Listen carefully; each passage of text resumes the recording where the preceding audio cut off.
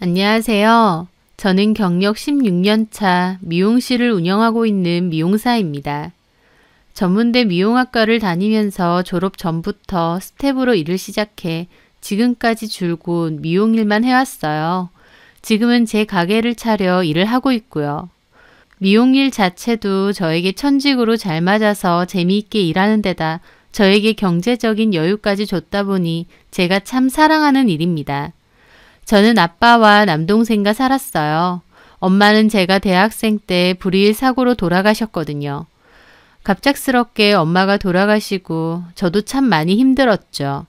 세상에서 가장 사랑하던 엄마가 그렇게 허망하게 가셨으니까요. 하지만 마냥 넋놓고 있을 수도 없었습니다.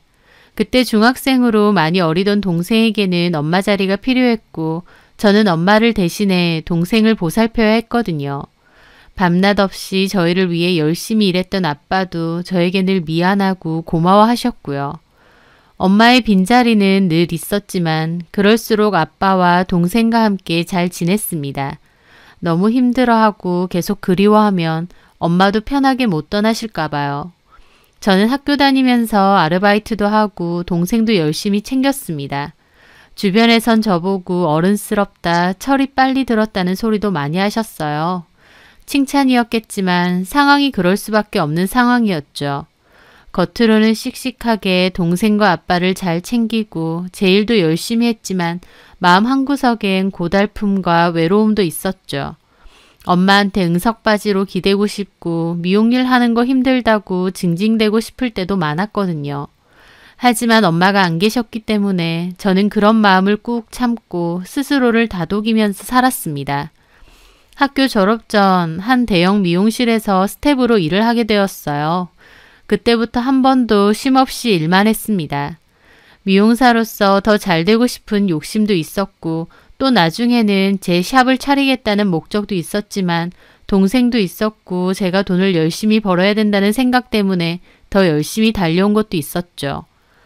그렇게 10년 넘게 남 밑에서 일을 하다가 드디어 제 샵을 차리게 되었습니다. 내 샵이니까 손님들에게도 더 잘하고 돈도 많이 벌어야지 그렇게 결심을 했어요. 제 미용실이 어느 정도 안정권에 접어들 때가 됐을 때는 동생도 이미 커서 대학 졸업 후 일을 하고 있었습니다. 그쯤 되니 저도 마음 한구석엔 외로움이 크게 느껴졌어요. 제 친구들은 제가 이제 결혼할 마음이 있어서 그런 거라고 하더군요. 저도 그동안 내색 못하고 악착같이 살아온 제 마음을 달래줄 그런 좋은 남자 만나고 싶더라고요. 그러던 와중 그 남자를 만나게 됐습니다. 같이 미용 일을 하는 친구의 소개로 만나게 된 남자인데요. 저보다 4살이 많고 전자담배샵을 운영하고 있었어요. 외모도 제 스타일이고 성격도 착하고 좋았습니다. 외모만 보면 성격이 있게 생겼는데 성격은 반전이었어요. 착하고 싫은 소리 못하고 저한테 참 많이 맞춰주었죠. 저는 마치 오빠처럼 넉넉한 마음의 그 남자에게 푹 빠졌고 저희는 열렬히 연애를 했습니다. 그리고 2년간의 연애를 이어오다가 결혼을 하기로 약속했죠. 착하고 배려심 많은 사람이니까 결혼해서도 좋은 남편, 좋은 아빠가 될 거라고 생각했고 결혼도 큰 무리 없이 준비가 잘 되어가고 있었어요. 그런데 그때 저에게는 청천벽력 같은 일이 생기고 말았습니다. 바로 저희 아빠가 췌장암에 걸리신 거였죠. 눈앞에서 하늘이 무너지는 것 같은 심정이 어떤 건지 알겠더군요. 엄마 돌아가시고 내가 유일하게 기대고 의지하는 아빠였는데 아빠마저도 그런 끔찍한 병에 걸리셨다니요.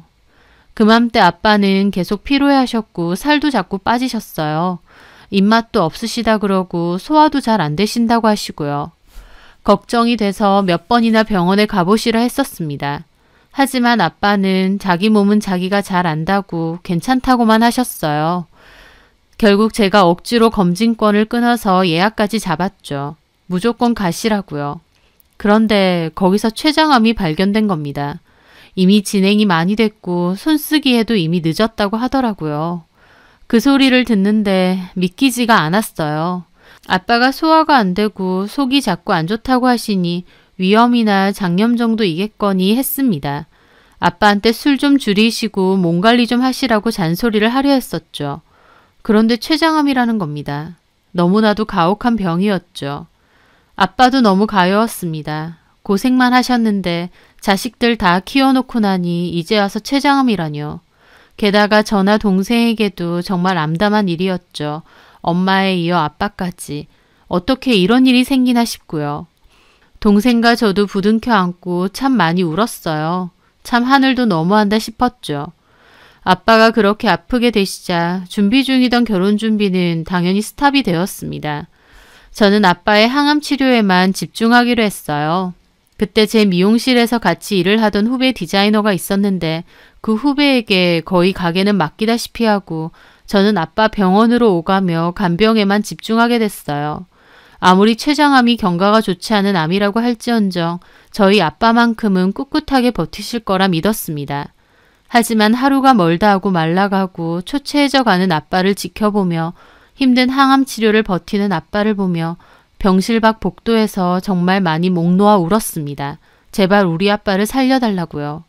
엄마는 허무하게 보냈지만 아빠만큼 보낼 수 없다 생각하며 제 나름대로 정말 열심히 간병을 했어요. 남자친구도 저희 아빠 병실에 종종 와서 위로를 많이 해줬는데 정말 힘이 많이 되더라고요. 그러던 어느 날 여느 때처럼 아빠께 갔는데 그날따라 아빠가 안색도 너무 좋으시고 훨씬 편해 보이시는 겁니다. 아빠도 평소보다 훨씬 컨디션이 좋다고 하셨고요. 그날 저에게 이런저런 얘기도 많이 하셨어요. 열심히 살아주는 제가 참 고맙고도 미안하셨다고.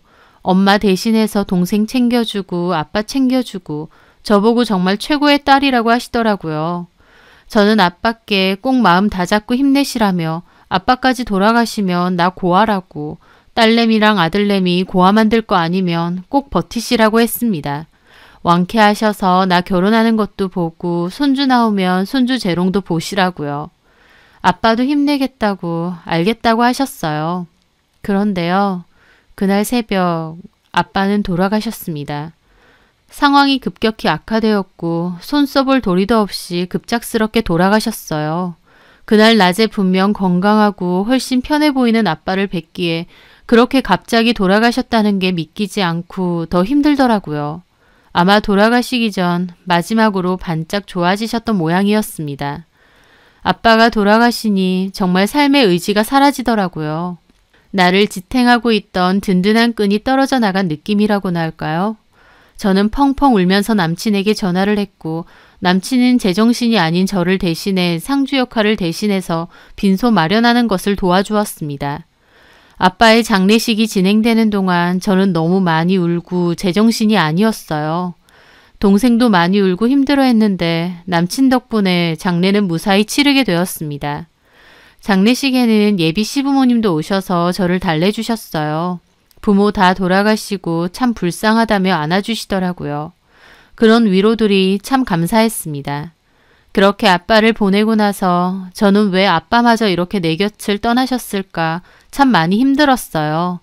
한동안은 술도 정말 많이 마셨죠.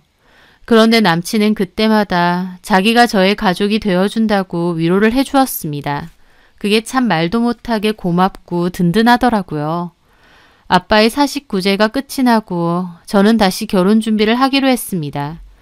아빠까지 돌아가시고 나니 빨리 결혼해서 가족을 만들고 싶은 마음도 커졌거든요. 제가 사회생활도 훨씬 먼저 시작했고 모아놓은 돈도 남친보다 많았습니다. 그래서 결혼 비용은 제가 7, 남친이 3 정도의 비율로 돈을 합쳤어요. 그걸로 집 알아보고 혼수도 했고요. 결혼식 후 신혼여행을 갔다 와서 시댁에 가게 됐는데 어머님이 그러시더군요. 네가 이제 부모가 다 없으니 얼마나 부모정이 그립겠어. 자주 보자. 우리가 현영이 네 부모가 되어줄 테니까. 진심으로 저를 안타까워하시는 어머님의 말씀이 감사해서 눈물까지 글썽였습니다. 든든한 남편과 자신들을 부모로 생각하라는 시부모님. 참 고맙고 저도 앞으로 잘하고 싶은 마음도 컸어요. 저를 참 많이 생각해 주시는구나 싶었고요. 그때까지만 해도 내가 비록 부모복은 없어서 부모님을 일찍 떠나보냈지만 남편복, 시댁복은 있나 보다 라고 생각할 정도였으니까요. 그렇게 저는 새로운 가족을 맞이한다는 마음으로 결혼 생활을 시작하게 되었습니다. 그런데요, 막상 시작된 결혼 생활에선 어머님, 아버님이 제 생각과는 많이 달랐습니다. 결혼 후 어머님이 그러시더군요. 우리 집에 자주 와라. 우리도 자주 갈 테니 왕래 많이 하면서 지내자. 네가 부모도 없고 얼마나 마음이 허하겠어. 솔직히 저 생각해 주시는 건 고맙지만 어머님과 아버님은 말끝마다 네가 부모도 없고 라는 소리를 잘하셨어요. 그게 거슬리게 느껴질 때도 많았죠. 하지만 시부모님이 아기가 있어서 그러신 것도 아니고 그냥 표현 방법이 워낙 직설적이셔서 그런가 보다 하고 좋게 넘겼습니다. 그리고 시부모님 말대로 정말 자주 뵙게 되었어요. 남편과 저는 둘 다 자영업자다 보니 휴문날을 맞췄거든요. 그 휴문날은 어김없이 시부모님 댁에 가게 되었어요. 게다가 평일에는 자주 저희 집으로 오셨고요. 시부모님은 두 분 다 일은 안 하셨습니다. 시어머니는 집에 계시고 아버님은 가끔 공공근로 하시는 거 말고는 노령연금 받으면서 사셨습니다. 두 분 다 딱히 일은 없으시고 시간은 많으시다 보니 저희 집에 오거나 저희를 부르시는 일이 굉장히 잦았습니다. 어머님은 저에게 현영아, 우리 집 와서 진세랑 푹 쉬다 가라 라고 하셨지만 막상 제가 시댁에 가게 되면요. 오히려 일할 때보다 더 바빴어요. 장도 제가 봐오고 밥 준비도 제가 하고 식사 후 뒷정리도 다 제 몫이었죠. 남편과 시부모님은 거실에 둘러앉아 하하호호 TV 보고 계시고요. 일 끝내고 저도 좀 실라치면 과일 내와라, 밥 좀 해놓고 가라, 찬장에 있는 그릇들 한번 닦아야 되는데 손이 안 닿으니 좀 해달라 등등 일도 참 다양하게도 많이 시키셨어요. 덕분에 저는 시댁만 가면 더 할 일이 많고 바빴습니다. 그런데도 시부모님은 부모도 없는데 시부모하고라도 이렇게 오손도손 지내니까 훨씬 낫지? 사람은 사람 정을 느끼며 살아야 돼. 네, 라고 하십니다. 그뿐인가요? 퇴근하고 와서 집에서 좀 쉬고 싶은데 어머님, 아버님은 아무 때고 초인종 누르세요. 우리 왔다 하시면서요. 그러면 저는 또 못 쉬고 밥 챙겨드리고 과일 챙겨드리고 어머님, 아버님이 옆에 앉아서 내내 주변 친구들 얘기, 이웃집 얘기, 트로트 얘기 등 저는 별로 관심도 없는 얘기를 몇 시간이나 들어드려야 합니다. 저는 피곤해서 쉬고 싶은데 어쩔 수 없이 어머님, 아버님 얘기를 다 들어드리는 거였죠. 오히려 남편은 피곤하면 들어가 버리는데 저는 그럴 수가 없었습니다. 그렇게 몇 시간이고 계시다가 시부모님 댁까지 태워다 드릴 때도 많았고요. 저도 하루 종일 서서 일하는 거다 보니 육체적으로 피곤할 때가 많은데 그럴 때는 정말 녹초가 돼서 집에 돌아오곤 했죠. 잘하고 살겠다고 마음 먹었으니 또 그럴 수도 있습니다. 그런데 제가 정말 어이없는 건 어머님, 아버님은 그렇게 하는 것들이 다 진심으로 저를 위한 행동이라고 생각하시는 거였어요. 부모도 없이 얼마나 마음이 허하고 외로워. 시부모도 부모다 생각하고 이렇게 복닥복닥 지내면 너도 훨씬 낫지. 안 그러니? 어머님은 자꾸 저보고 훨씬 좋지 않냐며 그렇다고 대답하기를 강요하셨습니다. 처음에는 웃으면서 네 했지만 갈수록 속이 갑갑하더라고요.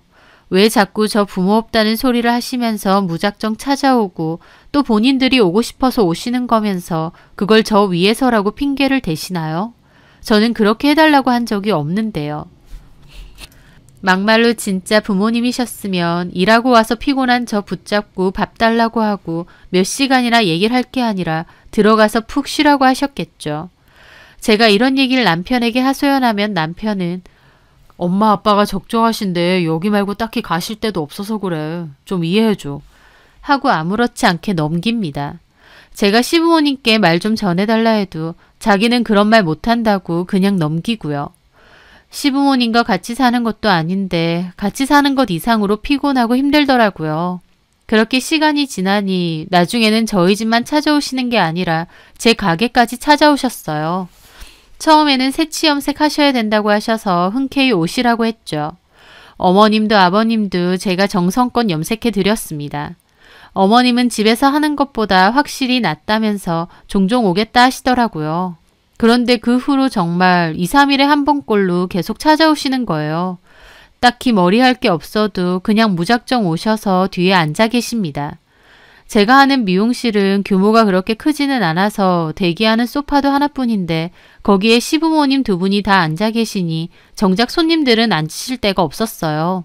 그렇다고 시부모님께 도로 가시라고 할 수도 없고 정말 곤란할 때가 한두 번이 아니었죠. 한번 오시면 마음대로 차나 커피를 타서 앉아 계시면서 자꾸 저한테 말을 거시는 겁니다.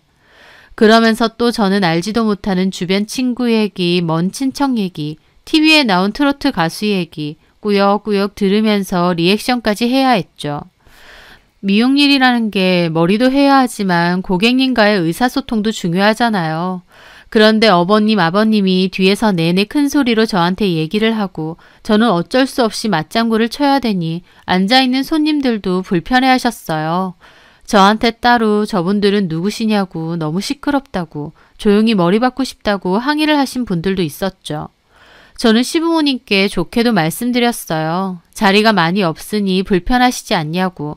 손님들도 불편해하니 가게에는 웬만하면 안 오시면 좋겠다고요. 하지만 저희 시부모님, 그냥 엄마 아빠 왔다고 생각해. 불편하긴 뭐가 불편해. 자꾸 그러시면서 제 얘기는 들은 척도 안 하시고 더 보란듯이 오시는 겁니다. 무료하고 적적하셨던 시부모님 일상에 저희 가게에는 무척이나 재미있는 곳이셨나 봅니다. 몇 번 제가 용돈을 따로 드리면서 식사하러 나가시라고 한 적도 있고 집에 가시라고 택시도 잡아드린 적이 있어요. 하지만 나중에는 친구분들까지 데리고 와서 머리 좀 공짜로 해달라고 그러십니다. 그렇게 오시면 또 몇 시간 얘기하다 가시고요. 일에까지 방해가 되니 미치겠더라고요. 결국 다시 남편에게 말했죠. 어머님, 아버님, 우리 가게 좀 그만 오시라고 하면 안 돼? 왜?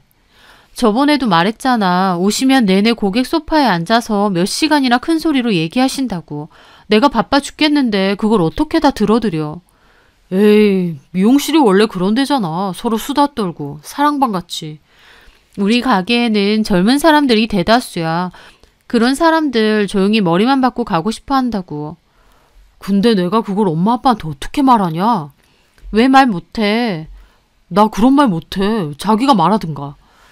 그러면서 남편은 저에게 말하라며 쏙 빠집니다. 속이 갑갑하더라고요. 결혼 전 착하고 배려심 많고 내 말 잘 들어주는 남자라고 생각했는데 막상 결혼하고 보니 그게 아니라 우유부단하고 할 말도 제대로 못하는 사람이었던 겁니다. 차라리 자기 가게로 가면 안 돼? 우리 가게 좁잖아. 앉을 데도 없는데 뭐. 엄마 아빠가 자기 가게가 편하고 재밌나 봐. 나는 일하는 건데 너무 힘들다니까. 자기가 무조건 말해줘. 가게로 자꾸 찾아오지 마시라고. 그리고 우리 집도 그만 좀 오시라고.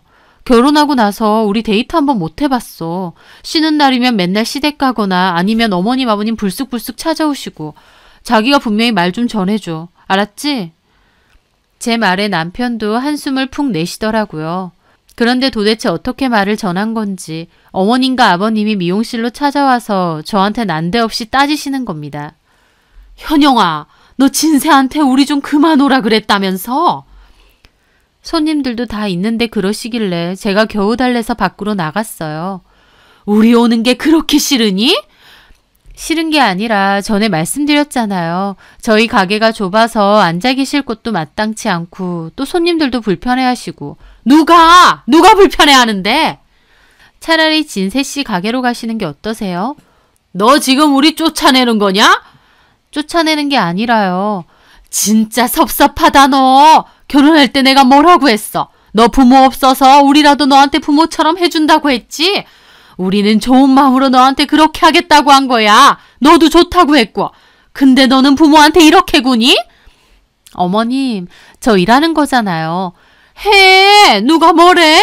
너 일하는데 우리가 못하게 하는 거 있니? 진짜 미치겠더라고요. 일단 돌아가시라 하고 택시비까지 쥐어드렸습니다. 어머님, 아버님은 여전히 화가 덜 풀려 일 끝나고 집으로 바로 오라고 하셨어요. 그날 미용실에서 다시 일을 하는데 심란해서 일이 손에 안 잡히더라고요. 그리고 그날 마치고 남편과 시부모님 댁으로 갔습니다.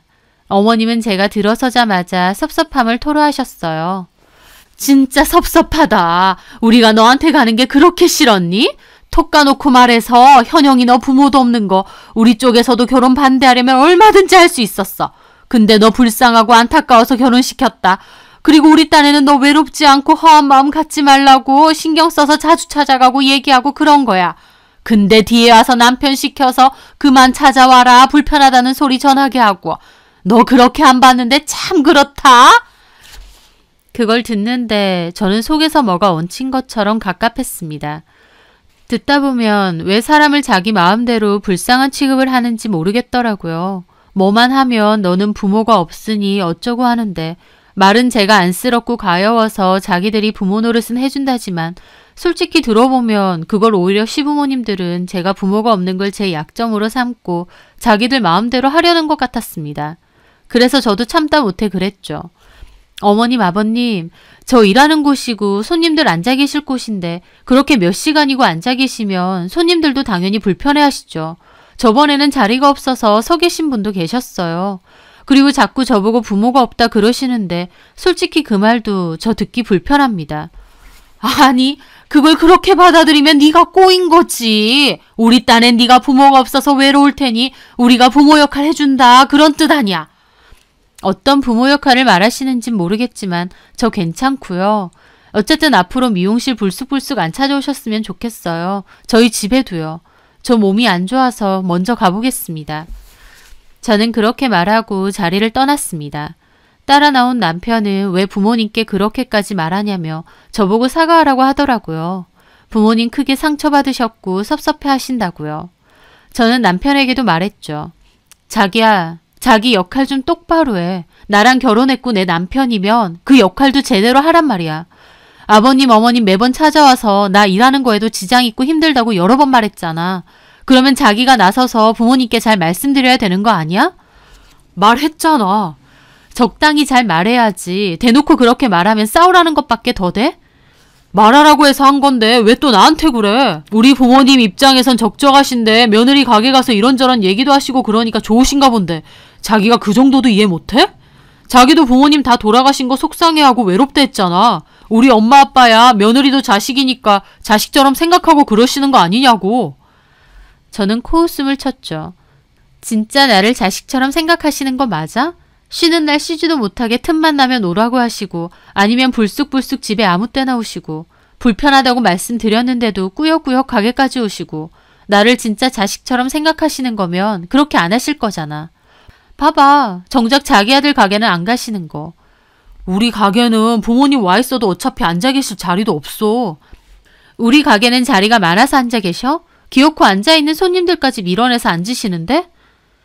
남편은 자기 부모님에게는 한마디도 못하면서 저는 잘도 나무라더라고요. 그날 남편과 꽤 크게 싸우게 됐는데 제가 느낀 건 정말 말이 안 통한다는 거였습니다. 제가 무슨 말을 하든 제가 너무한 거고 며느리한테 더 이상 오지 말라는 소리들은 자기 부모님은 안쓰럽다고만 생각하더군요. 저는 그날 많은 생각을 했습니다. 엄마에 이어 아빠까지 돌아가셨을 때 부모 자리 대신해 주신다고 말하셨을 때요. 시부모님께나 남편에게나 그 마음이 참 고마웠습니다. 그런데 막상 보니 제게 부모님 역할 해준다는 좋은 핑계 하나 들고 순전히 자기들 마음대로 하고 있는 거였어요. 그러면서 말은 자꾸 저 위한다고 하면서요. 저는 원하지도 않고 해달란 적도 없는데 다 저를 위한 거랍니다. 결혼이 이렇게 피곤한 건가, 남들도 이렇게 사는 건가 깊은 고민에 빠져있던 때 결정적인 일이 터졌습니다. 그날은 동생이 타지에서 일하다가 오랜만에 저희 집에 온 날이었어요.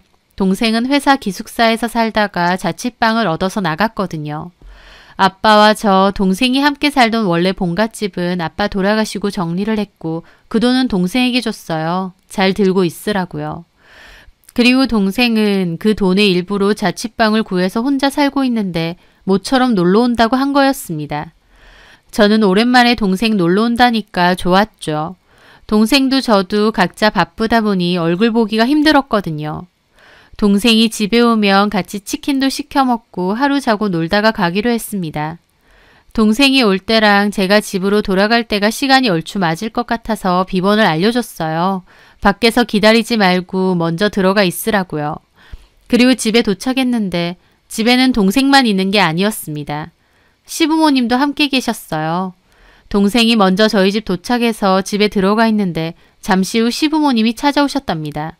그래서 동생이 문을 열어드렸고요. 저희 집 거실에 앉아 뚱한 얼굴로 저를 보고 계시고 동생도 불편한 얼굴로 어정쩡하게 앉아있는데 그 모습을 보는 순간 속이 참 갑갑하더라고요. 어머님, 아버님, 어쩐 일이세요? 이 근처에 볼 일이 있어서 왔다가 잠깐 들렸는데 사돈 총각이 와 있더라고? 네, 제가 들어가 있으라고 했어요. 너는 우리한테는 비번 안 알려주더니 동생한테는 잘도 알려준다? 어머님은 뭐가 마음에 안 드는지 또 비꼬시더라고요. 왜 오셨을까? 모처럼 동생하고 얘기도 좀 하고 편하게 쉬려 했는데 싶었죠. 식사는 하셨어요? 안 했지. 너 오는 거 기다리느라. 그럼 뭐 식사라도 준비해드릴까요? 말이라고 하니 그러면 굶고 갈까? 저는 집에 먹을 게 없어서 그냥 배달 주문한다고 했습니다. 어머님, 아버님 좋아하시는 아구찜으로요. 또 배달? 아휴, 우리 진세는 맨날 뭐 먹고 사는지 몰라. 너 언제 한번 내가 와서 살림 좀 알려줘야겠다. 네가 엄마 없이 자랐다 보니 그런 걸 잘 모르는 것 같아. 그 말에 저는 또 저러는구나 했는데 오히려 거실에서 듣고 있던 동생 표정이 안 좋더라고요. 저는 괜히 동생 보기도 민망해서 기분이 안 좋았죠. 그렇게 아구찜과 아구탕을 시켰고 시부모님과 동생 그리고 뒤늦게 퇴근하고 온 남편까지 둘러앉았습니다. 어머님, 아버님은 아구찜에 있는 아기살들을 건져다가 자꾸 남편 앞접시에 올려두셨고 동생은 깨작거리면서 콩나물만 먹고 있었습니다. 그런데 어머님이 제 동생한테 그러는 겁니다. 팍팍 좀 먹어요, 사돈총각. 왜 이렇게 깨작거리고 있어? 맛 없어요? 아니요. 아휴, 가만 보고 있으면 안쓰럽다, 안쓰러워. 갑자기 동생 보고 안쓰럽다고 해서 저나 동생이나 어리둥절했죠. 아니, 본가라고 갈 데가 없으니 누나 집으로 온 게 안쓰럽다고. 부모도 없고 돌아갈 집도 없으니 얼마나 불쌍해. 가만 보고 있으니 짠해서 그래. 그 말을 듣는데 진짜 어이가 없더라고요. 저에 이어 이제는 놀러온 동생까지 안쓰럽고 불쌍한 취급을 하는 겁니다. 동생도 좀 기분 나쁜 것 같았고요. 저는 남편에게 어머님 저지 좀 하라고 눈치를 살짝 줬는데도 남편은 모른 척 아구찜만 잘도 먹고 있더라고요. 그래서 제가 애써 화를 누르며 그랬죠. 누나가 동생 네 집 올 수 있죠.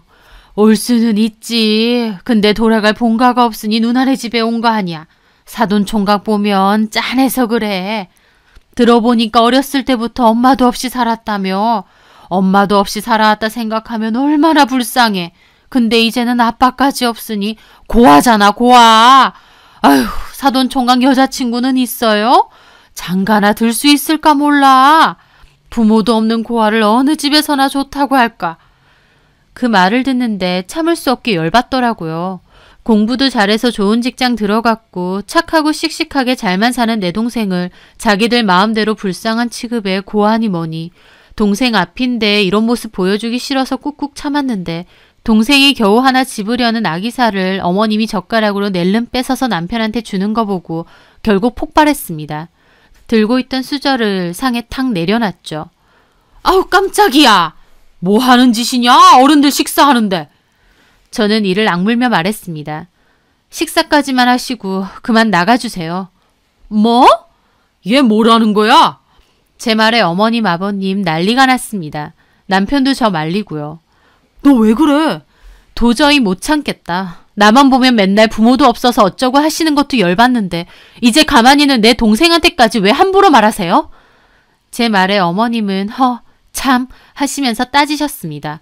뭘 함부로 말해? 내가 뭐라고 했는데? 저나 제 동생이 왜 어머님, 아버님한테 불쌍한 취급 받아야 되냐고요. 저희가 어머님, 아버님한테 돈을 달라고 했어요? 쌀을 달라고 했어요?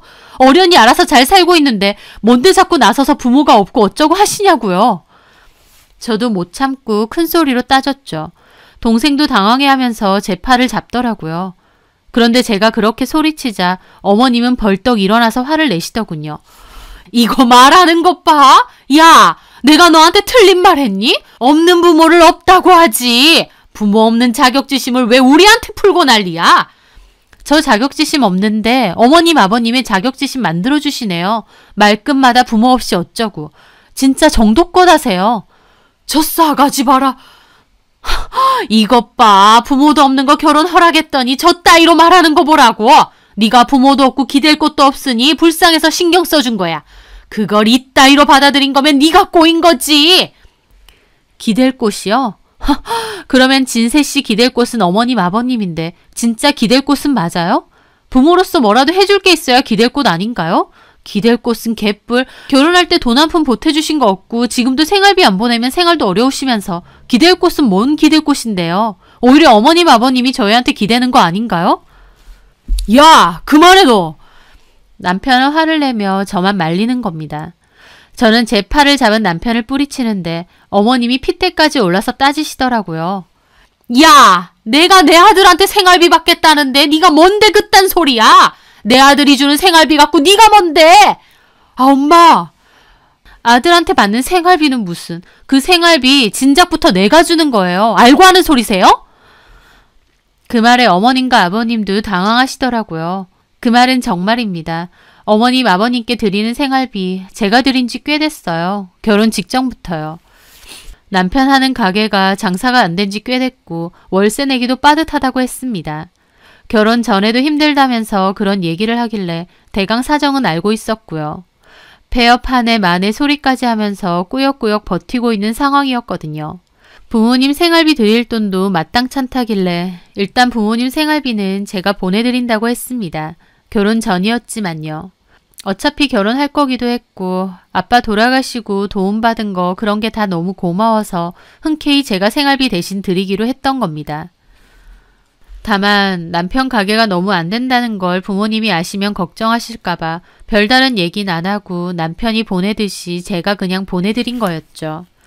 시부모님은 제가 드리는 거 당연히 모르고 자기 아들이 매번 보내주는 줄 알았던 거고요. 결혼하고 나선 저희 신혼집 생활비도 제가 다 충당했었습니다. 남편은 가게 문을 닫아야 되나 말아야 되나 했었으니까요. 그때는 저도 다 좋은 마음이었죠. 그러니까 시부모님 생활비까지 흔쾌히 드린 거고요.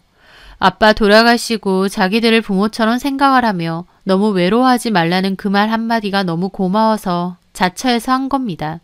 근데 막상 결혼하고 보니 말만 부모처럼 생각해라 어쩌라 하면서 무슨 약점 잡은 시종 부리듯이 저를 대했던 거였죠. 어머님과 아버님은 제가 생활비를 드린다는 걸 알고는 움찔하셨지만 이내 다시 화를 내셨어요. 그까짓 돈 좀 보낸다고 시부모 알기를 우습게 봐. 너 행동 똑바로 해. 네가 그렇게 하면 부모 없어서 그렇다는 소리 들어. 끝까지 참 너무하시더군요. 저는 그 말에 참지 못하고 아악 소리를 질렀습니다. 속이 터질 것 같았거든요. 진짜 노이로제 걸리겠네요. 그놈의 부모 없다는 소리. 저 더 이상 못하겠습니다. 당신들한테는 내가 부모가 없다는 게 대단한 약점이라도 되는 것처럼 유세 떠는데 당신네들 같은 부모 필요 없어요. 그러니까 나가세요 당장. 저는 나가시라고 어머님 아버님을 떠밀자 남편까지 저를 우악스럽게 잡아 말리는 겁니다. 미쳤어? 그만해! 하지만 그 와중에 제 동생이 남편을 잡았죠. 매형 왜 이러세요? 누나 팔 놓으세요. 뭐야? 안 놔? 못 놓습니다. 들어보니까 툭하면 우리 누나 부모 없다고 무시했나 본데 당신들이 뭔데 우리 누나를 무시해요? 동생도 화가 나서 따지더라고요. 평소에 예의 바르고 착한 앤데 누나 당하는 걸 보니 동생도 꼭지가 돈 모양이었죠. 남편과 동생까지 싸울 지경이었고 저는 말리면서 남편에게 따졌어요. 나가! 너네 부모님 모시고 나가라고! 내가 왜 나가는데? 그럼 너네 부모님이라도 쫓아내던가. 뭐야? 남편은 저와 동생을 노려보고 시부모님은 제 뒤에서 욕하면서 곡소리 내고 남편은 씩씩대다가 일단 시부모님 모시고 나가더라고요. 집은 한순간에 개판이 되었죠. 그렇게 남편과 시부모님이 나가고 저는 자리에 주저앉았고 동생은 괜찮냐고 물을 떠다 주더라고요. 너까지 이런 꼴 당하게 해서 미안해.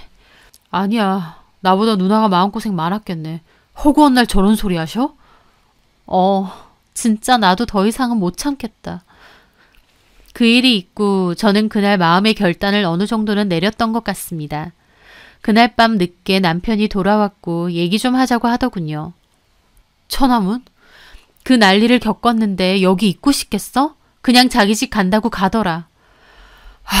그러게 왜 처남 앞에서 엄마랑 싸우고 난리야? 저는 그 말에 뒷목을 잡았죠. 너네 엄마가 먼저 긁는 소리는 못 들었니? 가만히는 내 동생더러 고하니 뭐니. 그런 소리 듣고 내가 참아야 돼? 엄마가 없는 소리 한 것도 아니고 원래 말투 자체가 그런 분이고 몰랐던 것도 아니잖아. 원래 말투가 어떤지 내가 어떻게 아는데? 너네 엄마지 우리 엄마야? 그리고 원래 말투가 어떻든지 며느리가 몇 번이나 불편하다고 싫다고 했으면 조심하셔야 되는 거 아니야? 바득바득 그런 소리를 자꾸 하시는 이유가 뭔데? 말은 내가 부모가 없어 불쌍하니 뭐니 하지만 결국 자꾸 나한테 상기시키는 거잖아. 너 부모도 없고 기댈 곳도 없는 처지니까 알아서 우리한테 잘해라. 그런 뜻인 거 내가 모를 줄 알아? 우리 엄마 그렇게 속뜻 가지고 말하는 그런 사람 아니야. 참나 끝까지 지네 엄마 편. 내가 말했지 당신 역할 똑바로 하라고. 이게 역할 똑바로 하는 거야? 나한테 든든한 가족이 되어줘? 웃기고 있네. 말은 든든한 가족이라면서 네 부모만 편들고 있니? 우리 그만하자. 갈라서. 뭐? 이혼이 쉬워? 겨우 이깟일로 무슨 이혼이야? 돌아가신 아버님도 이깟일로 이혼한다고 하면 얼마나 어이없어 하시겠냐? 우리 아빠 들먹이지 마. 우리 아빠랑 뭐 얼마나 한다고. 그리고 우리 아빠라면? 곱게 키운 딸내미 이런 취급받고 사는 거 아시면 당장이라도 먼저 갈라서라고 하실 뿐이야. 그래, 나 엄마 아빠 다 돌아가셨어. 하지만 우리 엄마 아빠 정말 좋으신 분이었고 나한테 부당한 일, 잘못된 일은 참고 살지 말라고 가르쳐 주셨어. 나 귀한 사람이고 함부로 취급받을 사람 아니라고 하셨으니까. 나 오히려 엄마 아빠 생각해서라도 더 이상 너랑 못 살아. 너네 부모님 모시고 잘 살아. 부모 있는 유세 잘 떨면서. 저는 그 말을 끝으로 방으로 확 들어갔습니다.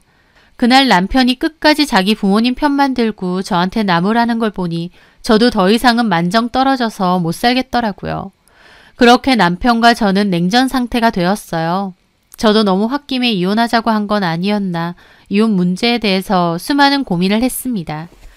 하지만 그 와중에 어머님이 전화로 이혼이 그렇게 쉽냐고 부모 없다고 이혼 결정도 그렇게 쉽게 하느냐고 따져대시는 거 듣고 정말 이거는 아니다 싶었죠. 더 이상은 이 집과 얽혀서 살지 않겠다. 그냥 끝내겠다 결심이 섰습니다. 남편만이라도 확실히 선을 그어주고 제 편이 되어줬다면 저도 이혼까진 안 했을 거예요. 하지만 남편 역시 그런 역할을 해줄 것 같지도 않았고 애초에 제 편도 아니었습니다. 그리고 이미 아니다 싶은 걸 깨달았는데 남들 보는 눈 때문에 꾸역꾸역 같이 살고 싶지도 않았고요. 결국 저는 남편에게 이혼 통보를 했고 남편은 이혼 못 해준다고 버텼어요. 그렇게 이혼 소송까지 가게 됐죠. 하지만 오랜 소송 끝에 결론적으로는 혼인생활 유지가 힘들 것 같다는 결과와 함께 이혼도 성립이 되었습니다. 애초에 제 지분이 많았던 집이었다 보니 법원에서 알려주는 금액 상정으로 남편 몫으로 해온 돈 지불하고 끝을 냈습니다. 이혼 소송 와중에도 어머님 아버님은 번갈아 전화와서 남의 아들 마음대로 이혼시키고 잘 살 줄 아느냐며 부모도 없이 사는 티내냐고 온갖 막말 다 퍼붓더라고요. 저 녹음 다 했고 경찰서에서 고소한다고 하니까 더 이상은 연락 안 하시더군요. 그런 자료는 다 이혼 소송 자료로 썼고요. 결혼 준비 도중 갑자기 아빠 돌아가셨고 세상에 나만 우뚝 떨어진 듯 너무 외롭고 힘들었습니다. 그 외롭고 힘든 마음을 새로운 가족으로 채워보려고 했었어요. 저한테 새로운 가족이 돼준다고 말해주는 게 너무 고마웠고요. 하지만 이제 와서 보니 그들에게는 제 슬픔이 약점이 되어 있더라고요. 그분들은 저에게 부모가 되어주신다 어쩐다 했지만 그럴 생각은 없으셨던 것 같습니다. 정말 그런 마음이 조금이라도 있으셨다면 오히려 저에게 그런 식으로 말하고 행동하진 않으셨을 것 같거든요. 어머님은 저에게 기댈 곳도 없다고 했지만 제가 왜 기댈 곳이 없나요? 내 능력, 내 직업이 제 기댈 곳인데요. 또 든든하고 듬직한 제 동생도 있고요. 저는 돌아가신 엄마 아빠 생각하며 더 열심히 꿋꿋하게 살아갈 겁니다. 제가 힘들지 않고 상처받지 않고 잘 살아가는 모습을 그 누구보다 바라실 테니까요. 이혼하고 다시 혼자가 되었지만 오히려 마음은 홀가분합니다. 좀 더 마음이 단단해졌다고나 할까요?